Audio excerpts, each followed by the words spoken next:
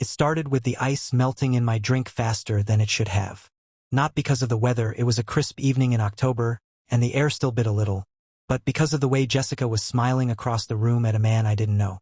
Not smiling like a hello, or even like a polite colleague nod. No, this was a smile like a secret. A crooked kind of smile. The one she used to give me in our early days when she'd sneak up behind me at the store and steal something from my cart just to mess with me. I had brought her to the party. She didn't even want me to come at first. Said it was just work stuff, and that I'd be bored out of my mind. But something in me refused to sit at home that night. Maybe I was already suspicious. Maybe something had already shifted, and my brain was playing catch-up. I told her I'd go, and her pause was half a second too long. She said, "Sure," with a tone so flat you could skate on it. The event was held in a glass building uptown.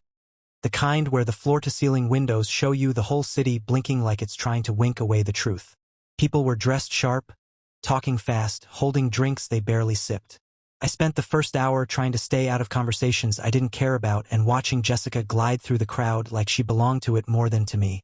She was wearing a dark green dress that she hadn't mentioned buying. I noticed that. Then there was him. He looked like he came from money but didn't have to work for it. The kind of guy who gets invited everywhere but still acts like he's doing you a favor by showing up. He had a voice that didn't match his face. Too smooth, too calculated. I watched her lean in when he talked. Not physically, mentally. Like every word he said unlocked something she'd kept locked up around me.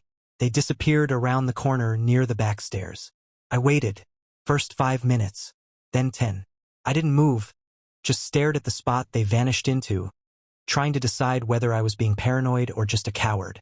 15 minutes passed. That was enough. I walked past groups of strangers laughing too loud, brushing off 2 people who tried to stop me with questions. I followed the path they took and found the door to the service stairs cracked open. I didn't go in. I didn't need to. I just waited. Another 5 minutes later, I saw him come back. Alone. No Jessica. He looked right at me, didn't flinch, didn't break eye contact. Just smiled. Not friendly. Not smug. Like I wasn't even there. Like he knew something I didn't. And then, like she had nothing to explain, Jessica came strolling back to the main floor 5 minutes after that. Hair perfect. Smile forced. She locked eyes with me, and I saw her hesitate. Not from guilt, but like she was calculating how much I saw. I asked her where she'd gone. Just talking, she said. He had some ideas about an investment opportunity. I thought you were mingling. She didn't ask what I was doing. Didn't ask if I was okay. She just picked up a fresh drink and moved to another circle of people like the conversation never happened. Like I never happened. We left the party separately. That's important. She didn't even offer to ride back with me. Said she was getting a lift from one of her friends. When I asked who, she waved me off. Someone from work, she said. Why are you being weird? I didn't argue. I nodded. I went home, but I didn't sleep. I changed the locks before sunrise. She came back the next day at noon like nothing was wrong. Wearing his hoodie. Not kidding. A pale gray zip-up that I had never seen in our house before. Sleeves too long for her arms. Her hand reached into her purse, grabbed her key, slid it into the lock. It didn't turn. She tried again. Nothing. I opened the door before she could ring the bell. Her expression didn't break right away. That was the scariest part. She just looked at me like I had offended her. Why did you change the locks? She asked, like it was an inconvenience, like she had forgotten where she was the night before. And I just stared at her, waiting to see how deep the hole would go, waiting to see what lie she'd throw first. She didn't blink. That's what really got me. She stood there, holding that fake leather bag I bought her 2 birthdays ago, like the world owed her an explanation, not the other way around. No panic, no shame, just irritation.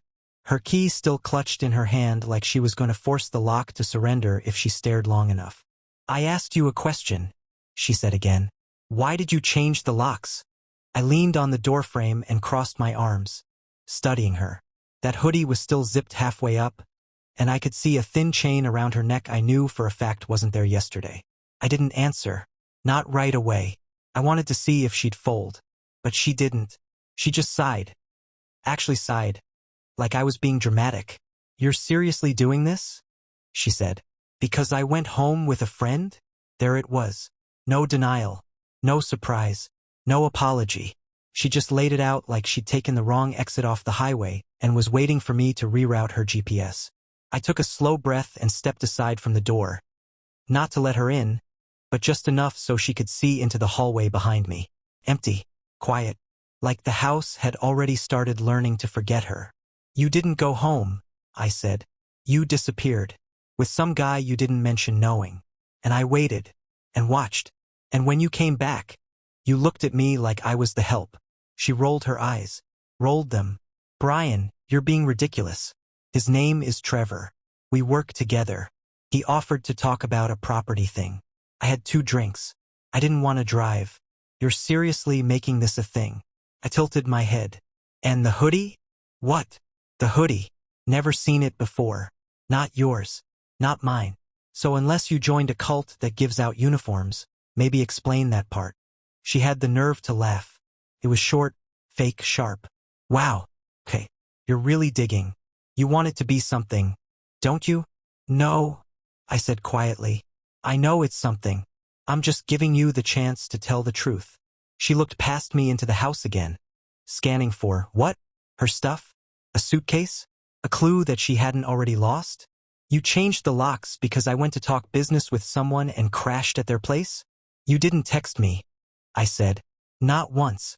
You ignored 3 calls. You left with him, came back wearing his clothes, and you didn't even try to lie well. She smiled, but not the kind that comes from humor. This one had teeth. Fine, she said. You want it? Here it is. I went to his place. I stayed over. I didn't do anything wrong except not tell you because I knew you'd react like this. Controlling. Paranoid. Changing the locks? You're not punishing me. You're embarrassing yourself. She said it all like she was reading from a script. No pause. No shame. Just cold performance. I stepped back inside, not bothering to slam the door, not giving her the satisfaction. But I did say one more thing before I closed it. I packed your things. They're in the garage. If you want to play pretend, you can do it on your own time. I'm done being the audience. Then I shut the door. I didn't lock it. I knew she'd try it anyway. She did. 30 seconds later, the handle clicked once. Then twice. Then silence. She didn't knock again. Didn't call. But 20 minutes later, I got a text. You're being insane. I don't even know who you are anymore. And that was the moment I realized she'd been showing me exactly who she was all along. I just hadn't wanted to see it. The text sat there on my screen, glowing like a lie under a spotlight. You're being insane. I don't even know who you are anymore. I read it once, then again, like maybe the words would shift into something human the second time. They didn't. They stayed sharp, dry, and utterly predictable. I didn't reply, not because I didn't have words, but because none of them were worth wasting on someone who thought insanity was refusing to be disrespected twice in the same breath. I sat in the kitchen for a while, just listening to the silence. It was a strange kind of silence, the kind that didn't settle in, but pressed down. No footsteps upstairs. No cabinet doors opening. No cheap reality shows buzzing from the living room TV. Just stillness, like the house itself was holding its breath, waiting to see what I'd do next. I opened the garage. Her things were there, boxed. I'd done it between 4 and 7 a.m. that morning, running on no sleep and whatever you call that fuel made of betrayal and adrenaline. Clothes, shoes, skincare stuff that always smelled expensive and artificial. I'd even packed the curling iron she never unplugged. Everything was there except the photos. I'd pulled those out before sealing the boxes. The picture from our trip to Maine? Gone. The Polaroid from that wedding in San Diego where we slow danced in a hotel hallway at 2 a.m.? Ripped in half, both pieces in the trash. There was nothing to preserve anymore, only proof to erase. Then I did something I didn't plan on. I drove to her office. Not because I wanted to see her, but because I needed to see him. Trevor. She had said his name like it was supposed to make me feel better. Like putting a label on the infection somehow made it harmless. I parked across the street from the building, waited 15 minutes. Long enough to convince myself it was a bad idea. Then 5 more just to make sure I did it anyway. And there he was, walking out of the front doors like he didn't carry the wreckage of another man's life in his pocket. He was laughing, and holding his phone, nodding at someone who wasn't there. That hoodie she wore? He was wearing the same one, just a different color. Pattern, zipper, brand. I couldn't believe how casual it all looked. Like this was just Tuesday for him. He crossed the street toward a coffee shop, and I followed. Not close, just enough to watch. He ordered something complicated, sat down at a table, and pulled out his laptop. 2 minutes later, she walked in. Jessica. No shame. No sunglasses. No hat pulled low. She walked in like she owned the place. I didn't move. I didn't confront her there. Something in me wanted to, but not like this. Not when she was still comfortable enough to laugh with him like this was a romance instead of a theft. Instead, I waited until she sat down. Waited until she kissed him. Then I walked away. I didn't rage. Didn't punch a wall or throw my phone. I just walked to my car, sat in the driver's seat, and let that moment burn into my brain. Because now I had clarity. No more maybe, no more doubt. Just the truth in high definition. My wife, no, the woman I used to call my wife, had kissed another man in public while I was still deleting her contact photo. And here's the twist. She didn't come back for her boxes. That night I got another text. You seriously stalked me? You need help. This isn't normal. Still no apology. Still no remorse. Just the pure arrogance of someone who thought I was the problem for not quietly accepting her betrayal. But I didn't reply. I didn't have to, because the next move, it was going to be mine. And for once, it wasn't going to be reactive. It was going to be deliberate. I wasn't just going to walk away. I was going to let her feel what it was like to be completely, terrifyingly irrelevant. And that's when I made the call. Not to her, not to him, but to her mother. Her mother answered on the third ring. Brian? She said, cautious, like she hadn't heard from me in months, which she hadn't. Jessica had always done most of the talking when it came to her family. Filtered conversations, curated updates, sugar-coated truths. They didn't know much about our life beyond what she painted for them, and I'd always respected that line. Until now. Hey, Karen, I said, calm but firm. I need to ask you something, and I want you to be honest with me. Pause. Okay. Do you know a man named Trevor? Silence. I could hear the TV in the background, some daytime game show, probably muted now. A small delay, and then, Jessica's coworker? She said, cautiously. So she had mentioned him. She told you about him? Just in passing, Karen said. Why? What's going on? She's been cheating on me with him, I said. No theatrics. No build-up. Just the blunt, frozen truth. Another pause. Then, a low, sharp breath. Oh my God. Brian. She left a party with him. Came home the next day wearing his clothes. Lied about it to my face. I changed the locks. I packed her stuff. She still hasn't come to get it. I wasn't expecting her to take sides. Honestly, I didn't even know why I called. Maybe part of me wanted confirmation. Maybe I just needed someone who had raised Jessica to hear what kind of woman she turned into. But Karen went quiet. Not defensive. Not shocked, exactly, just heavy. She's been different lately, she said finally. Distant. I thought maybe it was stress. I didn't know it was this. I didn't say anything. I just let that silence hang. Let her sit in the realization that her daughter was not the person she used to brag about at holiday dinners. Karen's voice lowered. Do you want me to talk to her? No, I said. I just want you to know. In case she spins a story, which she will. I want you to have the truth before she paints me as the villain. Karen sighed. I appreciate you telling me. Really. And I'm sorry.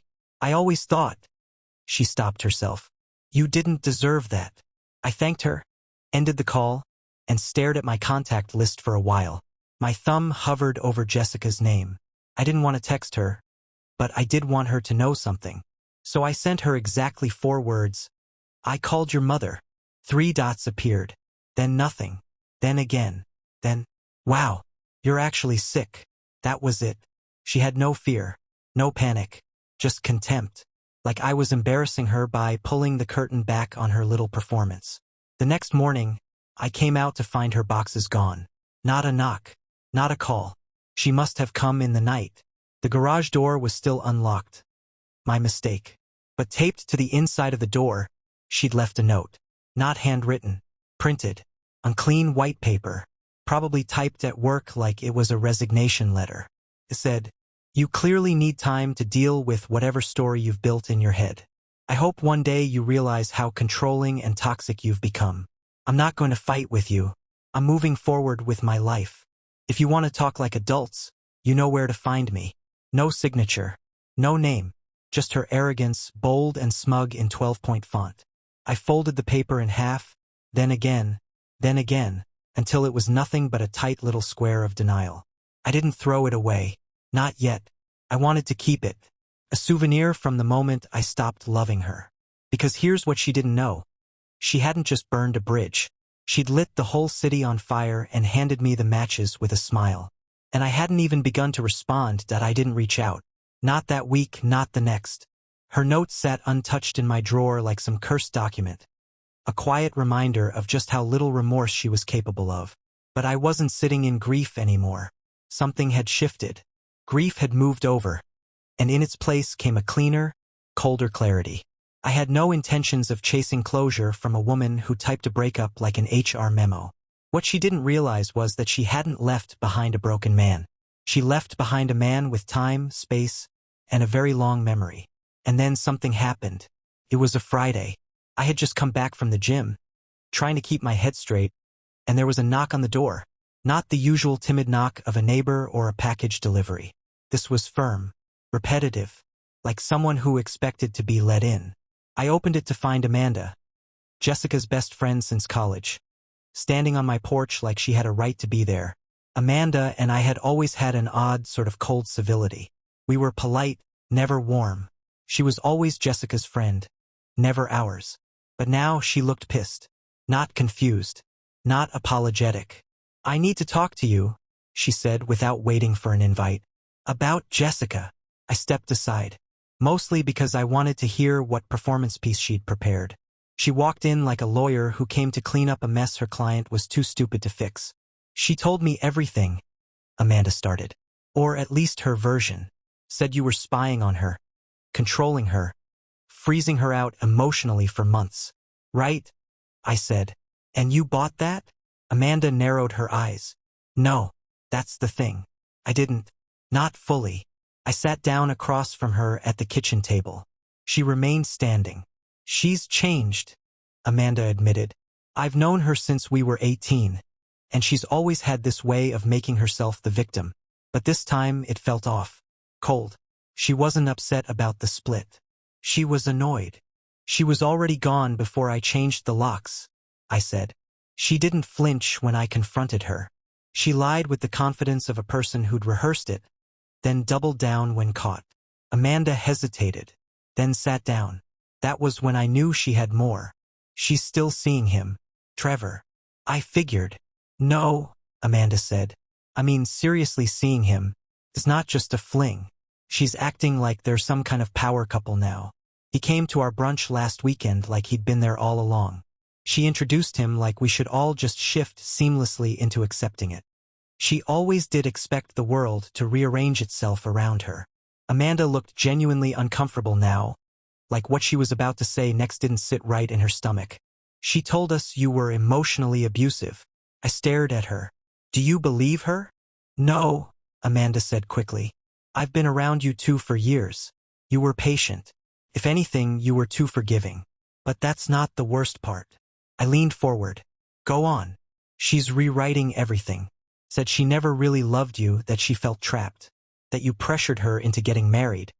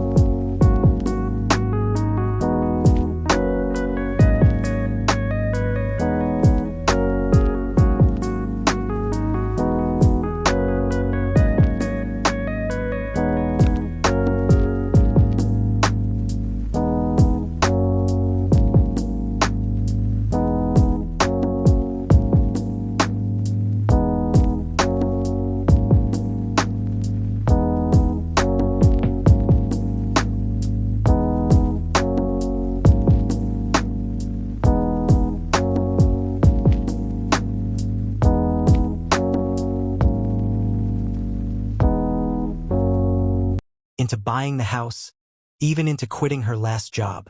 I blinked. She quit her last job to start her own side business. I supported her. She used my savings for it. I know, Amanda said. That's when I realized she's not just lying to herself. She's lying to everyone. And she's doing it so effortlessly. It's terrifying. I sat back in my chair, the weight of it settling in deeper than I expected. Not because I was surprised, but because I finally understood. She wasn't reacting out of guilt or fear. She was rebuilding the narrative. Brick by brick, lie by lie. I thought you should know, Amanda said, standing up again. I didn't come here for drama. I couldn't pretend I didn't see it anymore. I walked her to the door. Before leaving, she turned. I think she's going to come for more. She's not done yet. What more could she want? Amanda looked me straight in the eye. To win. And just like that, I knew exactly what Jessica would do next. She wouldn't disappear. She wasn't built to quietly fade out. She would escalate. She would twist. She would perform. And I needed to be ready, because she wasn't done breaking things. She wanted the spotlight, and I was about to show her that I was done being her stage. Amanda was right. 3 days later, I got a letter. Not a text, not a call, a letter. Hand-delivered. Not from Jessica, of course. From a lawyer. Neatly typed. Sealed in an envelope that smelled like copy paper and bad faith. I opened it at the kitchen counter, heart steady, hands dry. I already knew it wouldn't surprise me. And I was right. Inside was a formal request for mediation regarding shared property and assets acquired during the duration of the marriage. Jessica wanted half the house. I laughed out loud. Actually laughed. This woman, who hadn't paid a dime toward the down payment, who used my emergency fund to start her Etsy business that tanked in 5 months, who walked out of our home to play house with a man who wore cologne like a warning label, now wanted to negotiate as if she were the wounded party. I sat down, reread the letter twice. There was no mention of infidelity, of course. No acknowledgement of the betrayal, the lies, the disappearing act. Just bland legal phrasing and a numbered list of what she considered equitable division. She wanted the car too. The one she never learned to parallel park. It was so absurd. I had to walk it off. I went outside, walked 3 laps around the block, then came back inside and poured myself a glass of water like I was preparing for battle. Because that's exactly what this was.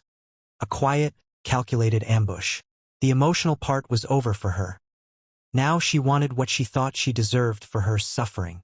So I called my lawyer. Mr. Ellison had handled the closing when I bought the house. Older guy, sharp, polite in a way that made people underestimate him. He answered on the second ring. Brian, he said, I heard from them. You're not going to believe what she's asking for. He chuckled. Oh, I believe it. I've seen worse. I'm not giving her the house, I said. She left. She lied. She stayed with someone else while we were married. Does she know you have evidence? I have Amanda. I have texts. I have timestamps. Ellison was quiet for a second. Then, good. That makes my job easier. But I'll be honest, you're not just dealing with someone who wants property. You're dealing with someone who wants to rewrite the ending. And women like her, when they start losing control of the narrative, they get desperate. I knew what he meant. Jessica didn't want closure. She wanted applause. She wanted to land on her feet in a new relationship with her name clean, her ego untouched, and her hands full. And I was the inconvenient obstacle she needed to bulldoze for that story to hold up. So I agreed to mediation, not because I planned to fold, but because I wanted her to look me in the eye and realize something had changed. Me. The first session was set for the following week. In the meantime, Jessica started testing the waters. She texted me that Wednesday, I think we should be civil. We don't have to destroy each other just because things didn't work. No greeting. No, how are you? Just a cool suggestion, like she was offering to split a dinner bill instead of tear apart a life she lit on fire. I didn't reply. She followed up an hour later. Also, if you're going to keep talking to Amanda, maybe ask her to stop spreading misinformation. It's making things messy. There it was, the control creeping back in. She wasn't mad I'd told Amanda. She was mad Amanda wasn't obeying the script. I blocked the number. Not out of rage. Out of strategy. Let her stew in silence. Let her realize she couldn't manage me anymore. Couldn't keep me on the line with guilt and theatrics. That Friday, Amanda texted me again. She's spinning. Trevor's starting to back off. I think he's seeing through it. I asked what she meant. She's calling him controlling now, telling people he's emotionally inconsistent. She's trying to reset the pattern, make herself the victim again. And in that moment, I saw the next move clearly. Jessica wasn't just discarding people. She was rearranging them like props. When one story started slipping, she'd draft a new one. But eventually, there wouldn't be enough props left to keep the stage full. And when the lights went out, I was going to be the only one standing outside the theater with the ticket stub and the truth. Because I hadn't just survived her, I'd studied her. The mediation took place in a downtown office that smelled like coffee and paper cuts. Neutral, sterile, the kind of place where people smile politely while trying to carve each other up in increments. I wore a button-up shirt and silence. Jessica showed up 12 minutes late in heels too loud for hardwood and a dress she absolutely chose for optics. The kind of outfit you wear when you want to look like the reasonable one in the room. She didn't look at me when she sat down. Not once. She greeted the mediator with a soft, strained smile and placed her phone on the table, screen up, like she was waiting for someone more important to text her. Probably Trevor. Or maybe a backup Trevor. Mr. Ellison was already flipping through documents. Her lawyer, a younger guy with nervous eyes and a comb-over that committed to nothing, opened with pleasantries. I gave none. The mediator, a woman named Karen, not her mother, began with her practiced intro. We're here to seek a fair resolution for both parties. I tuned it out. I was watching Jessica's jaw twitch the way it always did when she was holding in something sharp. But this time I knew better than to assume that meant regret. She was strategizing. They started by discussing the house. She wanted a 50-50 split of the property value. Not even half the equity, the whole market value. As if she hadn't left. As if she'd paid for the roof, the new furnace, the mortgage payments. As if she had been a participant instead of a disappearing act in designer shoes. Ellison calmly slid over a folder. Inside were photos. Time-stamped. Her and Trevor at the coffee shop. Her wearing his hoodie. Her walking out of his apartment building 2 mornings in a row, once carrying shoes. Jessica's lawyer glanced at her, eyebrows raised. She didn't blink. Didn't even turn red. I don't see how this is relevant, she said. I tilted my head. You don't see how staying overnight with someone else, while we were married, might impact your claim on my house? She shrugged. We were emotionally separated long before that. Were we? I asked. Because I was still doing your laundry. She finally looked at me. It wasn't rage. It was annoyance. Like I'd said something mildly inconvenient. Like I'd forgotten to pick up milk. I don't want to get petty, she said. You left me at a party with no explanation and moved in with another man before I even changed the sheets. Jessica's lawyer shifted uncomfortably. The mediator asked for calm. But calm wasn't the problem, polish was. Jessica had polished her story so thoroughly she forgot some of us kept receipts. Next came the car. She wanted it. Said she needed it for work. Ellison pointed out she hadn't made a single payment on it in 24 months and had already racked up 2 speeding tickets she'd never told me about. Jessica interrupted. This is all vindictive. He's trying to punish me because I moved on. I smiled, slow and quiet. No, I'm punishing you because you lied. If you just admitted what you did, I might have handed you the keys myself. But you walked out and then came back for the furniture. That's when her mask cracked, just slightly. Her lips thinned, her eyes went colder, and her voice, finally, lost that professional glaze. You think you're better than me, Brian? Just because you play the victim better? Ellison leaned forward, calm as ice. Jessica, my client isn't playing anything. He's simply responding to facts. You abandoned the marital home without notice. You moved in with another individual within 24 hours. And now you're demanding assets you didn't contribute to. The room went still. Jessica laughed. But it was brittle. You know what? Keep the house. Keep the stupid car. You'll still be the loneliest man in it. And there it was. The truth. The venom under the perfume. She didn't want the property. She wanted proof she still had reach. That she could still pull the strings. She wanted to haunt me, but I was already ghost-proof. The mediation was adjourned without resolution. We were instructed to take time to reflect and return if necessary. As we walked out, I held the door open. She paused beside me, "You think this is over?" she asked quietly. I looked her dead in the eye. "No, I think you're over." She didn't reply. She walked out and didn't look back. And for the first time since the night she left with another man, I didn't look after her. It didn't take long. 3 days after mediation collapsed, I got the email. Not from her. From her lawyer again. This time, the subject line said, "New financial disclosures and intent to file for spousal support." I didn't open it right away. I stared at it. Let the words simmer in the corner of my laptop like a pot left on a low burner. I already knew what was inside. The last desperate move in a tired playbook. Jessica wanted alimony. She wasn't entitled to it. We'd been married 3 years. She had a degree, job offers, and an abandoned online store that had bled my savings dry before she got bored of it.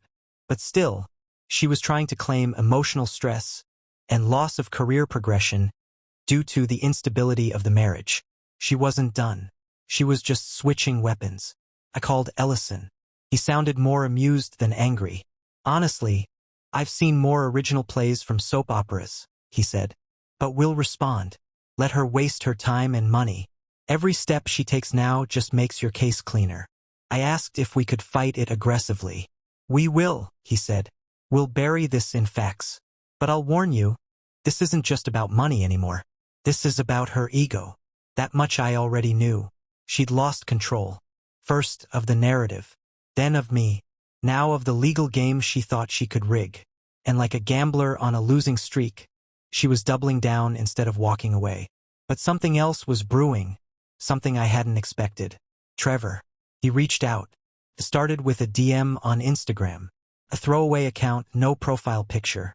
I almost ignored it until I read the message. "Hey man, I know you probably don't want to hear from me, but can we talk? It's about her." I stared at it for a solid 5 minutes. Could have been bait. Could have been guilt. Could have been 100 things. But my gut told me one thing. He was slipping out from under her thumb, and now he wanted to crawl clean. So I replied. We met at a bar near his office. Public place. Neutral ground. He showed up looking tired, rumpled, like the shine had worn off his whole life. Same designer coat, but the swagger was gone. He sat across from me, hands clasped like he was praying before confession. "I didn't know you were still together," he said immediately. I didn't reply. I let him keep talking. "She told me you were separated, that you were living in separate rooms, that you didn't talk. She said you were emotionally manipulative, and that she was scared of you." That word hung there. Scared. "Then why'd she keep coming back to the house?" I asked. "Why'd she try to keep the house if she was scared of me?" He exhaled. "I didn't start asking the right questions until recently. She's really good at making people feel like they're the only one who understands her. Then she flips it." "What happened?" "She started doing it to me," he said, "telling people I was unpredictable, that I changed. She told her friends I pressured her into moving in, said I was unstable." He paused, then looked me dead in the eye. "She's rewriting me now, like she did with you." And there it was. The pattern. Clear. Brutal. Perfect. She hadn't just betrayed me. She'd rehearsed it. I was chapter 1. He was chapter 2. There would be a chapter 3 and 4 and 5, each one staged with a new villain and a fresh costume. And each time, she'd play the wronged, tragic heroine clawing her way toward whatever spotlight would have her. Trevor leaned in. "I just wanted you to know. You weren't crazy. She's not who she pretends to be." I nodded slowly. "Thanks. But I already figured that out the hard way." He gave a small, guilty smile. "Me too." As we left, he stopped me outside. "She told me you were dangerous," he said. "That if I ever reached out to you, you'd snap. That you'd come after me." I looked at him, steady. "And now?" "She was wrong," he said. "About everything." Jessica didn't message me again that week. Probably too busy scrambling to find a new angle. Maybe rewriting Trevor in real time. But I could feel it, her world was tightening. The walls were getting closer. The story was slipping. And all I had to do now was hold the line. Because she'd played everyone around her like pieces. But the board was shifting. And this time, she didn't get to move the king. The silence didn't last. She resurfaced the following Monday. Not through her lawyer. Not through a burner account or a note slid under the door. She came to my office. My work. The receptionist buzzed my line. "There's a woman here to see you. Says it's urgent. Won't say her name." I knew who it was before I even stood up. I walked into the lobby and there she was. Jessica, standing like she still belonged in my life, arms crossed, hair done perfectly like she needed the illusion of control. She didn't look angry. She looked focused. That same laser-eyed look she'd get when she wanted to win an argument before it even started. "Brian," she said, cool as steel. "I just want 5 minutes." I gestured toward the conference room without speaking. She walked ahead like she owned the place. Still performing. We sat at opposite ends of the table. I didn't offer coffee. I didn't offer anything. "I spoke to Trevor," I said immediately, before she could open her mouth. She flinched, just barely, but I saw it. It was the first true expression I'd seen from her in weeks. "You're talking to him now?" she said, voice sharp. "So what? Are you two bonding over how difficult I am?" "No. We're comparing timelines." She went silent. That was my cue. "You lied to both of us. Told him I was abusive. Told me you were loyal. Told Amanda you were heartbroken. Told your lawyer you were owed something. You've built this house of mirrors and now you're panicking because you can't find the exit. You think you're so righteous," she hissed. "Like you've never done anything wrong." "I didn't betray you," I said calmly.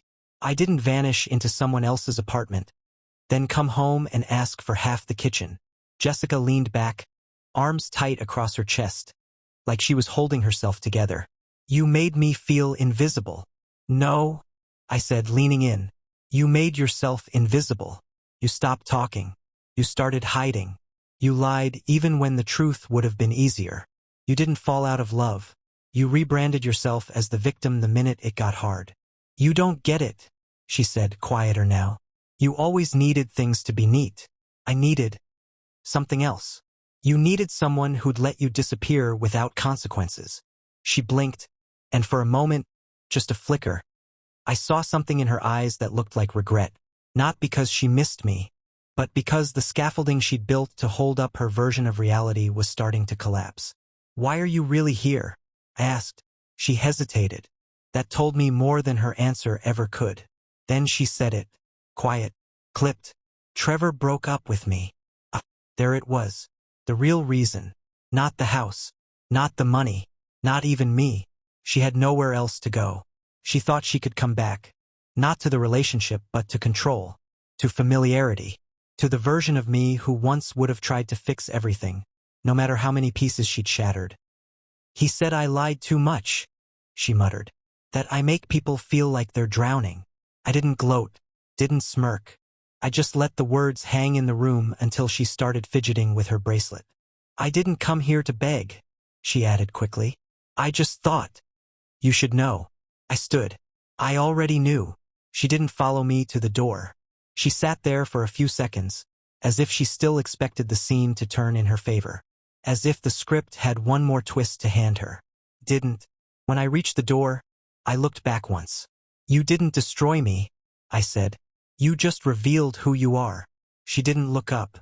I walked out, told the receptionist to make sure she never came in again, then went back to my office. Back to my life. The one she wasn't invited to anymore. Because it wasn't just about surviving her anymore. It was about being absolutely unreachable. It's strange how quiet the world becomes when the chaos finally stops echoing. I thought closure would come like a door slamming shut. Loud, dramatic, final. But it didn't. It arrived like a whisper. No announcement. No final showdown. Just space. Silence. Sanity. It's been 4 weeks since Jessica showed up at my office. She hasn't contacted me since. No more emails. No texts. Not even a lawyer's letter. Just radio silence. I don't know if she left town. I don't care. I stopped tracking her digital footprints. Stopped checking mutual friend stories for background glimpses. I'm done. Amanda and I still talk. Less about her now, more about life. She told me the friend group around Jessica has thinned to almost nothing. People got tired. People saw through her. Trevor's out of the picture completely. Apparently, he's dating someone else now. Someone far away from that toxic spotlight Jessica drags behind her. Smart guy. Late but smart. The house is different now. I got rid of the couch she picked, repainted the bedroom walls, switched out the cutlery for no reason other than wanting her fingerprints completely gone from every drawer, every surface, every memory. I kept one thing, though. That note she left me, the printed one, folded and stashed away in a small box with the case file, the court documents, and a USB drive full of screenshots I no longer need. Not because I want to reopen the wound, but because I want to remember that version of me, the guy who thought love meant endurance, who thought loyalty was a virtue even when it turned him into a doormat, who watched someone walk out with another man and still asked himself if he was the one who failed. I'm not that man anymore. And here's what I've learned, what I wish someone had told me when it all started. Not every betrayal is loud. Some come with a smile. Some come dressed in a green dress at a party, laughing too hard at a stranger's joke while your drink gets warm in your hand. Some people don't leave you in one moment. They disappear in layers. And by the time you notice, they're already gone. Only now they're asking for your furniture. Closure doesn't come when they apologize. It comes when you stop waiting for them to. When you realize their story isn't yours to fix, that no amount of understanding will rewrite their lies into truth. So to anyone reading this who feels the knot in their gut, who's watching their partner shift from human to stranger right before their eyes, don't wait for proof that burns. The truth doesn't always scream. Sometimes it just stops holding your hand. I don't hate Jessica. Hate would still mean I'm giving her space in my life. She's simply a lesson now. A chapter one read too many times before realizing the plot never changed. And now the lock fits only one key, mine, and she'll never hold it again.